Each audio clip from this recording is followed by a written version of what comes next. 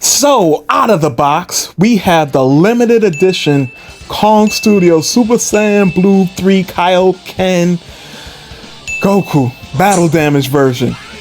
Man, that was a mouthful. That's what she said. But is it worth the price?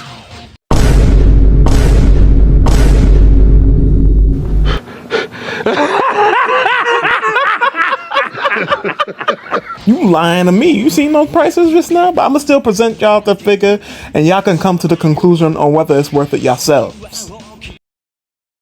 Flawless. So for the aesthetic, hopping straight into it, it uses the standard 3.0 body mold, and by standard I'm just using Ultimate Gohan as a point of reference because that seems to be the mold that they use for the pants and the upper torso at the very least. And you know, give or take some retooling for the battle damage, and of course giving them the boots for Goku, right? That being said, the finish to the figure, that pearlescent finish, looks good, but it feels like something is missing. And what I mean by that is this: when I have it up against the KaioKen Blue Goku event exclusive from Tamashii Nations, it looks damn near identical in terms of the finish. However, this, I feel like it's something missing. And I think one thing that could be causing this feeling is that when you look closely at the Tamashii Nations version of the KaioKen Blue Goku figure, it has like some metallic like dust that gives it, like, I don't know, it gives it that finishing touch, that, you know, that coup de grace, you know, that finishing blow to the figure that makes it, you know, takes it to that level that, I don't know, it just looks better. Not to say that this looks bad, it doesn't look bad by any means, but that is something I noticed. Now, speaking of things that don't look very good or bad, when you look at the shoulder of this figure, you'll see that there's like a huge spot where the paint was missed. And what that tells me is that basically they painted the figure in red last, or put that red shading on the figure last. And you know, I didn't think they would do it that way. I would think that they would paint the limbs first before assembling the figure, but it seemed like the figure was assembled to a certain extent and then they put that red finish onto the figure. I personally think some of the most beautiful parts of this figure are the boots and of course the hair. And speaking of the hair, it's a transparent blue color. But one thing I think they really missed the mark with is they should have added like some type of red hue or shading to the figure. That reddish tint to the hair would have been, you know, the chef's kiss to the hair. But you know, at the end of the day, it doesn't look bad by any means. But just, you know, wish it had that finish to it. That being said, let's move on to the next segment. Blang blang, motherfucker, blang blang. Now, if you've seen my other reviews for the other Super Saiyan 3 figures in this wave, this segment will seem very familiar to you because they all use the same faceplate. The only difference here is that we have a sunburnt look twist to it. So that is to say, we have a smiling face or a smirking face. We have a yelling face, a zoinks face, and last but certainly not least, a serious face. As for the hands, you get hands for shooting pew-pews, you get eye gouging hands, you get fist hands, you get open palm hands, and of course you get a set of hands for shooting that old reliable. And let's not forget, in terms of the accessories, the halo. I almost always forget that, but this time I didn't. Wanna see me twist into a pretzel?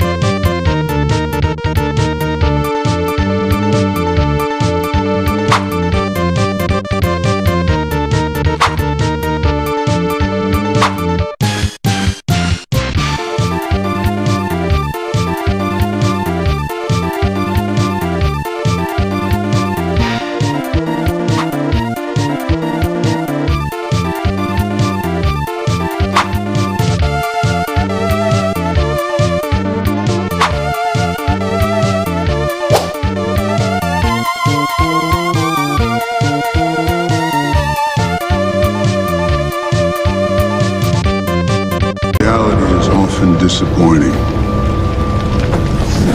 So I'm gonna keep this segment of the video very short because I've already went in depth with this in the other Super Saiyan 3 reviews, and basically that is to say that the hair is very heavy, and you know, you can't pose it makes it hard to pose the figure without a stand, yada yada yada. You can't do the poses that they advertise with the prototypes, things of that nature. But that being said, let's move forward. Pause. So to the top of the tallest spike of his hair, it stands about 7 inches. To the top of his forehead, about 5.5.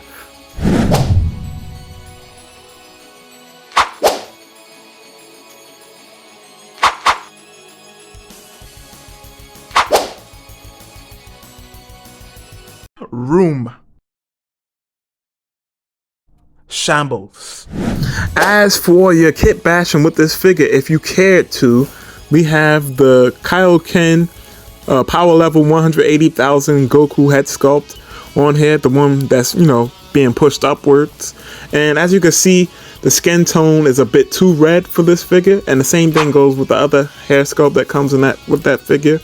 And then last but certainly not least, we have the KaioKen blue head sculpt from the event exclusive Goku figure, and that skin tone, funny enough, isn't red enough. So one is too red, one isn't red enough. So that being said, well, I was going to include more other things in here, but it doesn't make any sense because we know for a fact that those skin tones aren't going to match. But let's move forward. Simon says, now for the ratings, let's knock these out real quick. Standard hands and faces, so 7.5 out of 10.